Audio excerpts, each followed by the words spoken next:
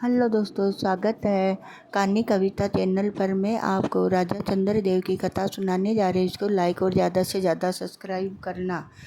जम्मू के महाराज चंद्रदेव बड़े धर्मात्मा और दानी थे। उनके यहाँ हजारों दिन दुखी नित्य भोजन पाते थे। राजा को किसी भी प्रकार की कमी नहीं थी। उनके कोई संतान नहीं थी, बस यही दुख था। एक दिन राजा रानी हरिद्वार स्नान करने गए, तब वहाँ उनकी भेंट महात्मा हंस देव जी से हुई। महात्मा अंतर्यामी थे। वे राजा के दुख को जानकर बोले, राजन, अगर तुम चंडी देवी का यज्ञ करो तो तुम्हें संतान प्राप्त हो सकती है। महात्मा जी की आज्ञा मान कर वापस आकर उन्होंने चंडी यज्ञ करवाया। माँ चंडी की कृपा से उन्हें उसी साल एक कन्या उत्पन्न हुई। उसका नाम चंद्रभागा रखा गया। दूसरे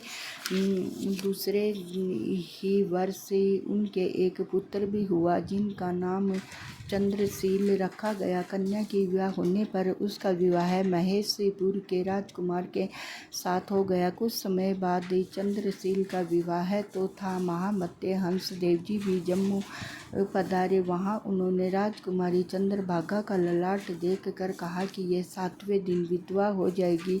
इसी पर शब्द संबंधी महात्मा जी के चरणों में गिरकर उपाय पूछने लगे। हंस देव जी ने कहा, यहाँ त्रिकुटी पर्वत पर माता वैष्णो देवी का निवास है। उनकी कृपा हो जाए तो मौत टल सकती है। ठीक ही एक सप्ताह बाद राजकुमार शांताकार के सिर पर पेड़ की डाल गिरने से उसका देहांत हो गया। चारों ओर शोक फैल गया। जब चंद्रभागा ने प्रण किया कि जब तक वैष्णो देवी उसके पति को जीवित नहीं करेगी, वह भोजन नहीं करेगी। इसके बाद उसने पति के शव को भी सुरक्षित रखवा दिया। निराहार व्रत करते हुए चंद्रभागा को 9 दिन बीत गए।